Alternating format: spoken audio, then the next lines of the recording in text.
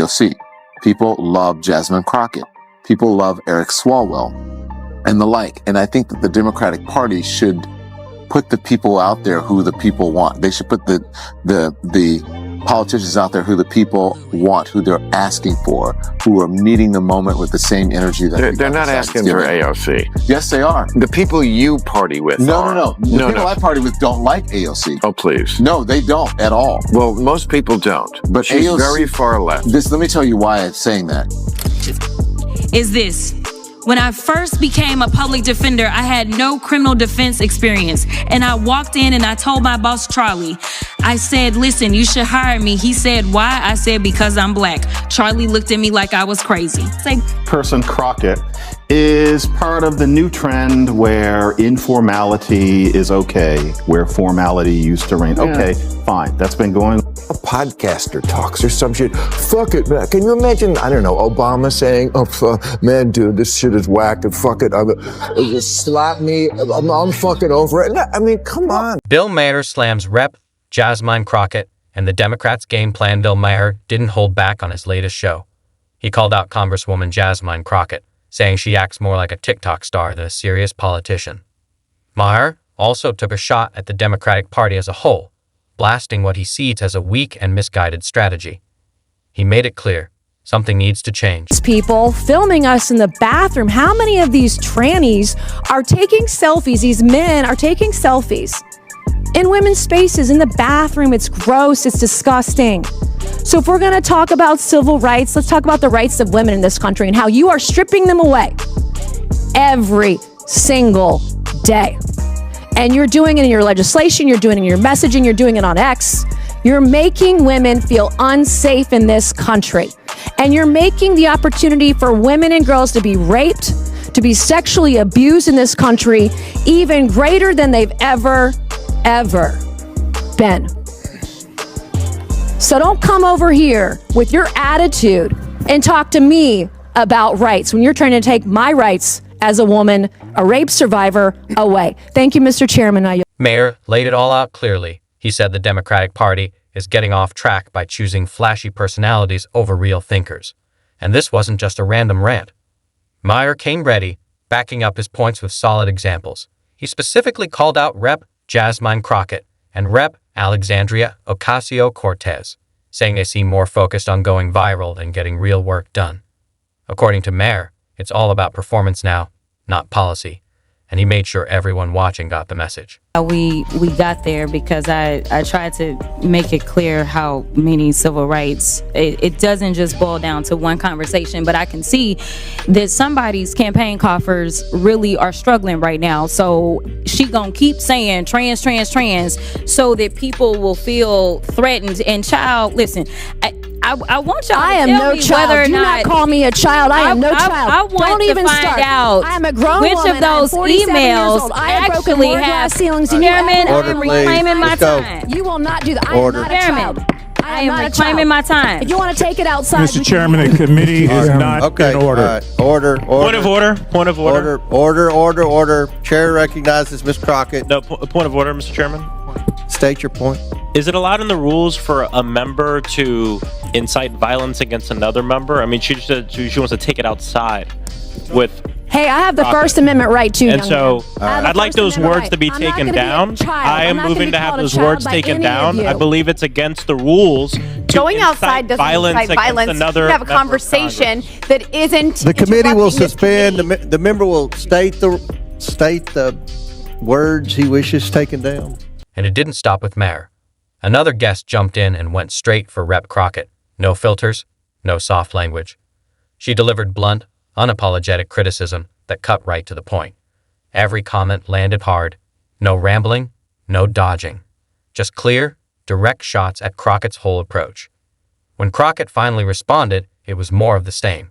She raised her voice, avoided taking responsibility, and turned the moment into a chaotic mess.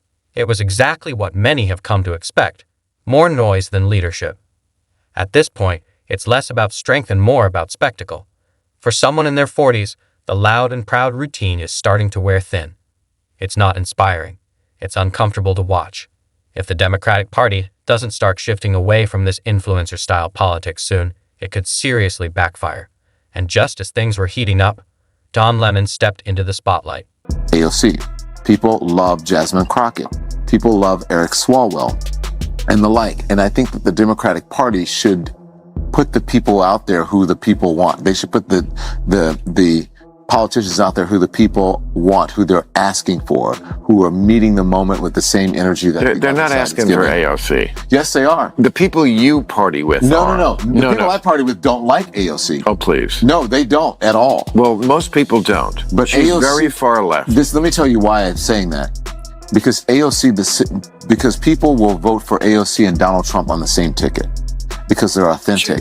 No, because they're authentic. That Don. I think you're wrong about that. What people like about people like Trump and Fetterman is because it's irrelevant to her life. But you don't know her life. I know that being a gorgeous woman who I wouldn't even know was Hispanic in a city that has 1 million Hispanics and does not treat them badly. But that doesn't mean she doesn't struggle. That doesn't mean that she was set down. It implies it. But that doesn't mean that she was set down in a Hispanic ghetto in the Bronx and had to deal with that growing up, and that she's come from a working class family. It implies it implies that in some way she's behind the 8 ball because of that, and it's just not true. And so I don't know if she's behind the 8 ball, but I don't think she's as privileged as many people who are in Congress right now. She's not privileged or not. She was a bartender. Yeah. So I was a delivery boy. But I'm saying sometimes, Bill, you don't agree with Donald Trump's policies. No. But that's what the people want. Some of them. Whether you like her or not, I don't like what she did with Amazon in New York. But I think AOC she's a Democratic icon. Well, she's the wrong. If you think that's the direction the country should, the Democratic. I'm not saying the policies that she espouses that's the direction, but I'm saying that you have to give the people who are out front speaking for the party, not the people who are. If you think she's evolving, yeah, she's evolving, and we all are, and she is moving into right.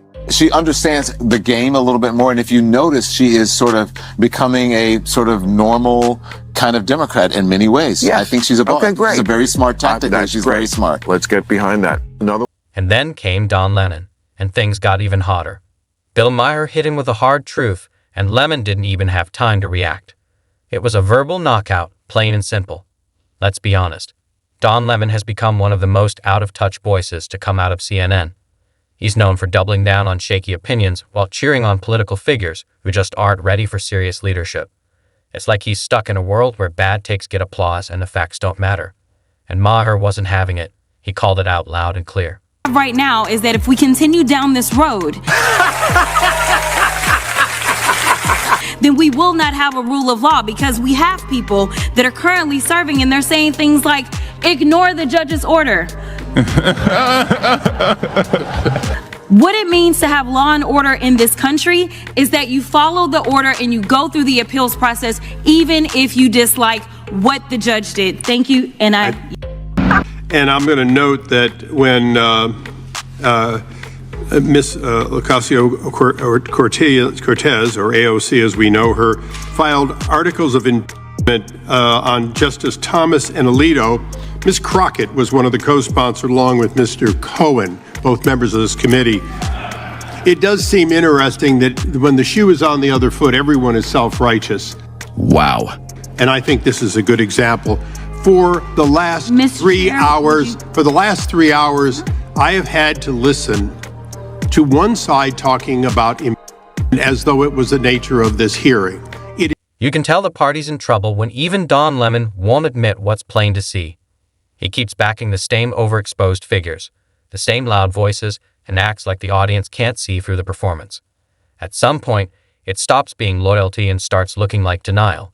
And if this is the best the party can offer, it's no wonder people are starting to tune out. It's part of the new trend where informality is okay, where formality used to reign. Okay, fine. That's been going on since the 60s. So her routine is that she wants to bring a little bit of what I might quaintly call the ghetto cat fight into these spaces. I get it, bring a blaxploitation movie or something into Congress. Great. Working. But you do not make fun of the fact that somebody lives their life in a wheelchair. That doesn't work. If she thinks that being black and fabulous gives her a pass on that, then she's got a really unfortunate sense of what black is.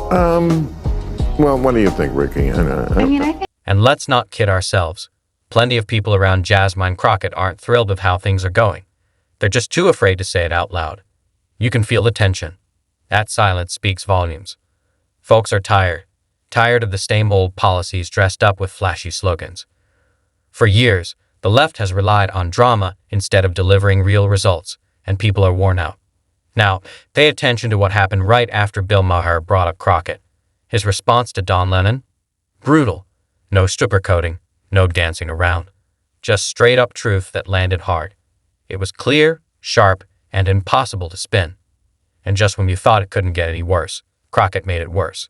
Instead of taking a moment to reflect or address any of the criticism, she came back swinging.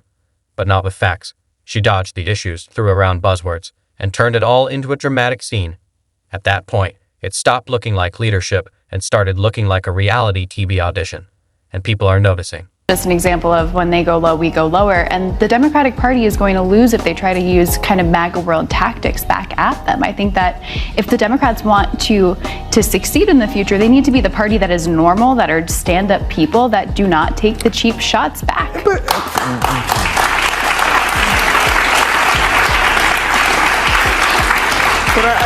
I don't know. I'm not that upset about it. I'm really not. You know why? Because I'm a big fan of Family Guy.